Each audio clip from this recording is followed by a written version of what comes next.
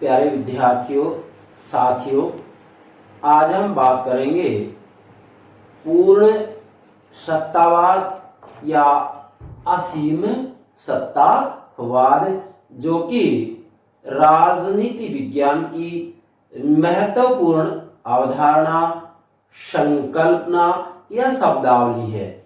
वास्तविक रूप में चाहे आप राजनीति सिद्धांत का अध्ययन करें या राजनीतिक चिंतन का अध्ययन करें, इसी के साथ ही मैं कहना चाहूं, चाहे आप किसी भी देश के संविधान का अध्ययन कर रहे हो, वास्तविक रूप में यदि राजनीति विज्ञान का आप अध्ययन करते हैं तो किसी न किसी रूप में आपके सामने यह शब्दावली बराबर आती रहती है। क्या? पूर्ण सत्तावाद या असीम सत्तावाद। तो आखिर ये है क्या? हम इस वीडियो के अंतर्गत इसका बिल्कुल सटीक अर्थ बताएंगे, जिससे कि आपको पूर्ण सत्तावाद या असीम सत्तावाद को समझने में कतई परेशानी नहीं आएगी। मैंने ज्यादातर छात्रों को देखा है कि जब हम उनसे पूछते हैं कि ये पूर्ण सत्तावाद है क्या, असीम सत्तावाद है क्या, पूर्ण सत्ता है क्या, तो विद्यार्थी मौन हो जाते, इसका जवाब नहीं दे पाते। इसलिए अब हम प्रयास करेंगे कि राजनीति विज्ञान के अंतर्गत जितनी भी महत्वपूर्ण संकल्पनाएं हैं, अवधारणाएं हैं, इसकी जो शब्दावलियां हैं, उनको बराबर बताने का प्रयास करेंगे। अर्थात प्रतिदिन एक संकल्पना के बारे में हम आपको अवश्य अवगत कराएंगे। तो प्लीज सबसे पहले आप हमारे YouTube चैनल से जुड़े रहें, इसके लिए हमारे YouTube चैनल को सब्सक्राइब अवश्य कीजिएगा। चलिए अब हम बात करते हैं कि पूर्ण सत्तावाद आखिर है क्या। देखो, वास्तव में पूर्ण सत्तावाद का सामान्य सा अभिप्राय होता है कि यह एक ऐसी शासन व्यवस्था है। क्या? यह एक ऐसी शासन व्यवस्था है जिसके अंतर्गत शासक या शासक वर्ग, शासक मतलब एक व्यक्ति भी हो सकता है और उसका समूह भी हो सकता है, शासक या शासक वर्ग के द्वारा असीम रूप में, असीमित रूप में सत्ता का प्रयोग किया जाता है। सरकार की शक्ति के ऊपर किसी भी रूप में कोई कानूनी, प्रथागत, नैतिक और संवैधानिक प्रतिबंध नहीं होता है। अर्थात वास्तविक रूप में जो शासक होता है या जो शासक वर्ग होता है, उसके ऊपर किसी भी रूप में, मतलब उसकी शक्ति के ऊपर किसी भी रूप में किसी कानून का, किसी परंपरा का, किसी नैतिकता का या किसी भी रूप में किसी भी संवैधानिक प्रतिबंध की बात नहीं की जाती है। अर्थात इसके ऊपर ना कानून का प्रतिबंध होता है, ना किसी प्रथा मतलब परंपरा का प्रतिबंध होता है, ना ही किसी नैतिक मर्यादा का प्रतिबंध होता है और ना ही वास्तविक रूप में कोई संवैधानिक प्रतिबंध होता है। ठीक है, तो इसका मतलब क्या समझे? अब देखिएगा कि ऐसी शासन व्यवस्था जिसके अंतर्गत शासक, अब देखिएगा, शासक मतलब एक व्यक्ति भी हो सकता है, शासक या शासक वर्ग, ठीक है, इसके अंतर्गत एक से अधिक व्यक्ति का एक समूह भी हो सकता है। ठीक है, शासक वर्ग असीम, जिसकी कोई सीमा नहीं, असीम सत्ता का प्रयोग करता है। फिर से दोहरा रहा हूं, ऐसी शासन व्यवस्था जिसके अंतर्गत शासक या शासक वर्ग असीम सत्ता का प्रयोग करता है और सरकार की, अब ध्यान दें, क्या? सरकार की शक्ति, पावर, सरकार की शक्ति किन्हीं कानूनी, प्रथागत या नैतिक मर्यादाओं और संवैधानिक प्रतिबंधों से नहीं बंधी होती है। ऐसे लक्षण जहां भी मिलते हैं उसे आप क्या कहेंगे? पूर्ण सत्तावाद, या वो जो सत्ता है वो क्या है? सीमित नहीं है बल्कि असीमित है, असीम सत्ता है। तो मेरे प्यारे विद्यार्थियों ध्यान दें, इन शब्दावलियों को समझना बहुत ही जरूरी है। राजनीति विज्ञान के विद्यार्थियों को तो इनकी जानकारी होनी ही चाहिए। अब हम इसको एक डायग्राम के माध्यम से समझा रहे हैं, जिससे कि आप वास्तव में ये पूर्ण सत्तावाद होती क्या है। असीम सत्तावाद है क्या, ध्यान दें। अब इसको एक डायग्राम के माध्यम से समझा रहे हैं हम। देखो, इसे ठीक तरीके से समझना है। ये क्या हो गया, शासक या शासक वर्ग, ठीक है। अब देखो, पूर्ण सत्तावाद का मतलब क्या होगा। नंबर एक तो ये कि इसके ऊपर ना तो इसका प्रतिबंध होगा, ना इसका प्रतिबंध होगा, ना नैतिक मर्यादाओं का प्रतिबंध होगा, और ना ही यहाँ संवैधानिक प्रतिबंध होगा। मतलब इसका भी प्रतिबंध नहीं है, इसका भी प्रतिबंध नहीं है, इसका भी प्रतिबंध नहीं है, और इसका भी प्रतिबंध नहीं है। मतलब वास्तविक रूप में जो शासक होता है, उस शासक की शक्ति के ऊपर, मतलब सरकार की शक्ति के ऊपर ना कानून का प्रतिबंध है, ना प्रथा का प्रतिबंध है, ना कोई नैतिक मर्यादाओं का प्रतिबंध है, और ना ही संवैधानिक प्रतिबंध है। ठीक है, यहां तक क्लियर होगा। अब आगे बढ़ाते इस बात को। देखो, ये हो गया जनसाधारण,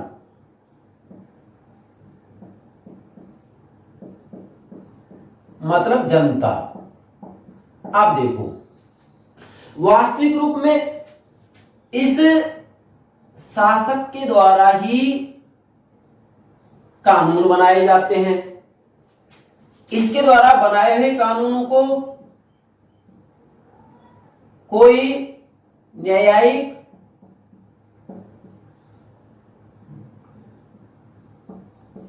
पुनरीक्षण, मतलब इसका न्यायपालिका के द्वारा या इसके द्वारा बनाए हुए कानूनों का किसी के द्वारा भी पुनरीक्षण नहीं हो सकता है, समीक्षा नहीं की जा सकती है।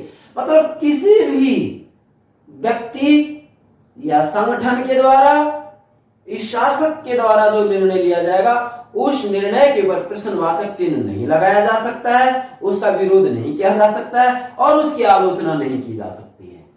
क्लियर हो गई ये बात।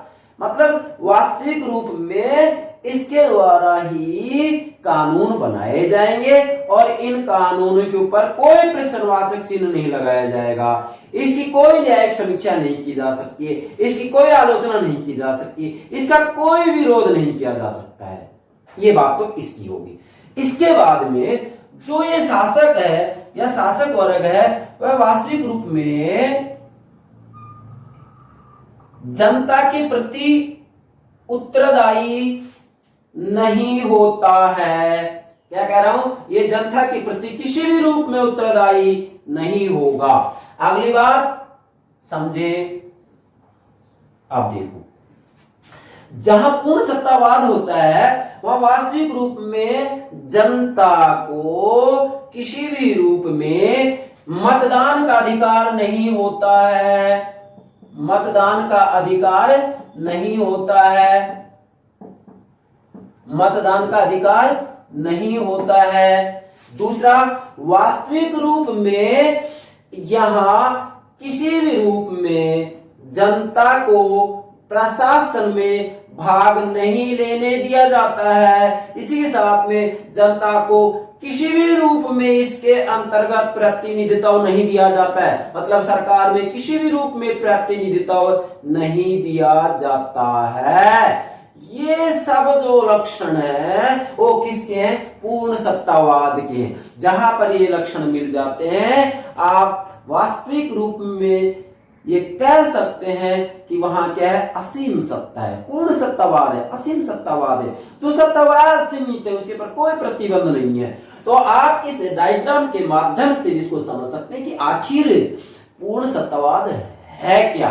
तो ये बात क्लियर हो गई, ये वास्तविक रूप में पूर्ण सत्तावाद है। अब चलिए, ये तो हमने यहां पर इसका अर्थ बता दिया कि वास्तव में ये पूर्ण सत्तावाद है क्या। अब इसको हम वास्तविक रूप में 4 बिंदु के आधार पर लेंगे। पहली बात क्लियर होगी, दूसरी बात डायग्राम के माध्यम से क्लियर होगी, और तीसरी बात और समझे क्या। देखो, पूर्ण सत्तावाद को बिल्कुल क्लियर रूप में समझना है, जिससे कि राजनीति विज्ञान के विद्यार्थियों को कोई दिक्कत ही नहीं आई। और ना केवल राजनीति विज्ञान के विद्यार्थी बल्कि चाहे समाजशास्त्र के विद्यार्थी, इतिहास के विद्यार्थियों, सभी के लिए बहुत महत्वपूर्ण शब्दावली है। चलिए अब देखो, इसके बाद में तीसरी बात हम क्या बताएंगे, पूर्ण सत्तावाद के अंतर्गत क्या, पूर्ण सत्तावाद के अंतर्गत शासक, ये शासक शासक अपने व्यक्तिगत गुण या अन्य प्रकार की सत्ता का प्रयोग कर सकता है, परंतु वह उस सत्ता के किसी अन्य स्रोत को मान्यता नहीं देता। कैसे?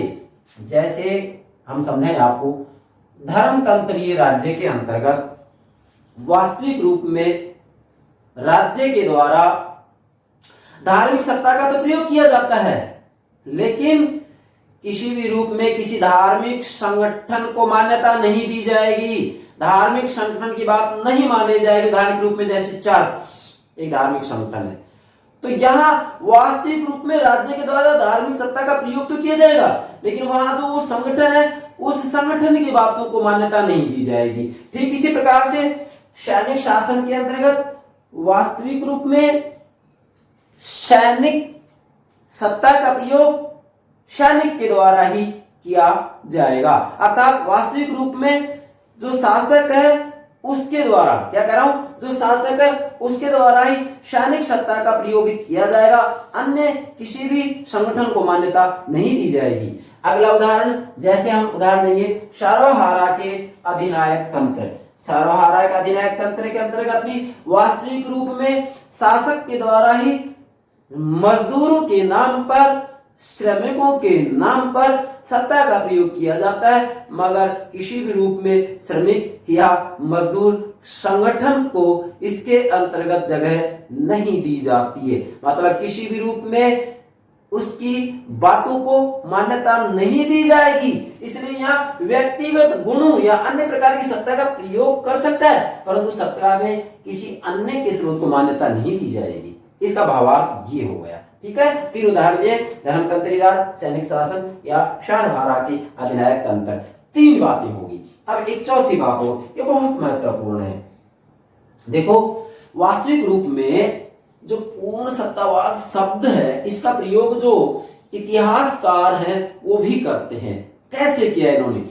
इतिहासकारों ने इसका प्रयोग 17वीं, नोट कीजिएगा, 17वीं और 18वीं शताब्दी के यूरोप महाद्वीप के उत्तरी और पश्चिमी भागों के राजतंत्र के संदर्भ में करते रहे हैं। अर्थात इनका कहना है कि वास्तविक रूप में 17वीं और 18वीं शताब्दी के अंतर्गत यूरोप महाद्वीप में उत्तरी और पश्चिमी भागों के अंतर्गत वास्तविक रूप में जो राजतंत्र थे वहां वास्तविक रूप में उन राजाओं के द्वारा पूर्ण सत्तावाद का ही प्रयोग किया जाता था, अर्थात उनकी जो सत्ता थी पूर्ण रूप में असीमित थी, किसी भी रूप में उनके ऊपर कोई प्रतिबंध नहीं था। परंतु ध्यान दें, यदि हम यहाँ गहराई से विश्लेषण करें 17वीं और 18वीं शताब्दी का ही, तो सच्चाई ये नहीं है। क्यों?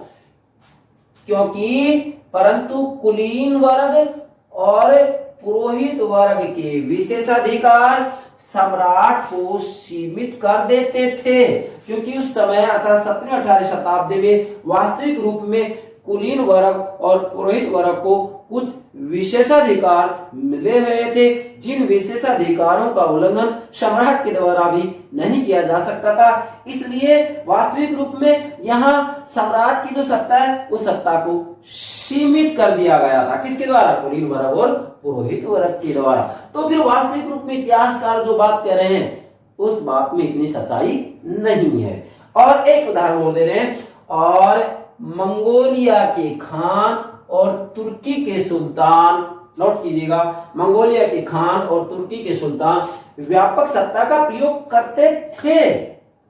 जैसा कि हम इतिहास का अध्ययन करते हैं उसके आधार पर बात कही जा सकती है, परंतु ये शासक भी जनसाधारण की, ध्यान देंगे, जनसाधारण की प्रकट, क्या, जनसाधारण की प्रकट गतिविधियों को नियंत्रित कर सकते थे। मतलब वास्तविक रूप में जो जनता की गतिविधियां हैं, जो प्रकट गतिविधियां हैं, उनको तो नियंत्रित कर सकते हैं, लेकिन बताइए क्या जो गुप्त गतिविधियां हैं या उनका जो मानस है क्या उसको भी नियंत्रित किया जा सकता है? नहीं। वास्तविक रूप में किसी भी देश में तानाशाही कब पनपती है? जब वहां की जनता जागरूक नहीं होती है, और जब जागरूक होती है तो तानाशाही पनप ही नहीं सकती है। इसलिए जॉन लॉक ने कहा है कि सतत जागरूकता ही स्वतंत्रता की गारंटी है। जॉन लॉक क्या करें, सतत जागरूकता ही स्वतंत्रता की गारंटी है। तो यहां मैं ये बात क्यों बता रहा हूं कि वास्तविक रूप में चाहे कोई शासक कितने ही असीमित रूप में सत्ता का प्रयोग कर रहा हो, परंतु सच्चाई ये है कि उसे किसी न किसी रूप में जनता का विश्वास जीतने के लिए उनकी आशाओं के अनुरूप आचरण करना होगा। कितना ही असीमित शासक हो, उसे जनता का विश्वास तो प्राप्त करना ही पड़ेगा। और जब जनता का विश्वास प्राप्त करना होगा तो इसके लिए उनके अनुरूप आचरण करना पड़ेगा, उनके अनुरूप नीतियां बनानी पड़ेंगी। तो स्वतः ही क्या, जिससे सत्ता अपने आप सीमित हो जाती है। क्या, उससे सत्ता स्वतः ही सीमित हो जाती है। इसलिए वास्तविक रूप में देखा जाए तो कोई भी शासक इतना असीमित हो ही नहीं सकता है। किसी न किसी रूप में जनता के विश्वास के अनुरूप उसे आचरण करना ही पड़ता है। तो यहां ये चार बातें हमने आपको बताई हैं। यहां मूलतः तो आपको ये ध्यान रखना है कि पूर्ण सत्तावाद होता क्या है, जो कि आप इन दो बिंदु के आधार पर समझ सकते हैं। अब किसी भी कंपटीशन में किसी भी प्रश्न पूछा जाए, आप यदि पूछ ले जाए पूर्ण सत्तावाद का निम्न में से क्या अर्थ होता है, अरे भाई उनकी मर्जी आए जो विकल्प दे दो, आप आंसर गलत कर ही नहीं सकते, क्योंकि इसमें हमने समग्र बातें ले ली है। प्राचीन समय से लेकर आज तक और आने वाले समय तक वास्तविक रूप में पूर्ण सत्तावाद का जो पूर्ण तात्पर्य वो यही है।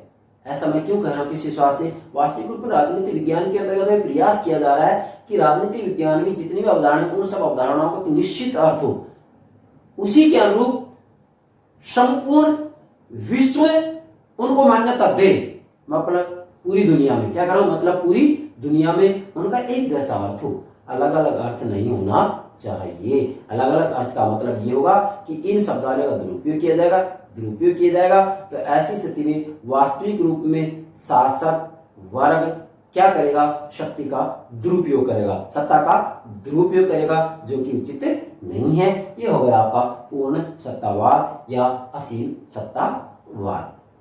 प्यारे विद्यार्थियों, हमारे YouTube चैनल को अवश्य सब्सक्राइब कीजिएगा। इसी के साथ में हमारी वीडियो को लाइक कीजिएगा, शेयर कीजिएगा। Thank you very much.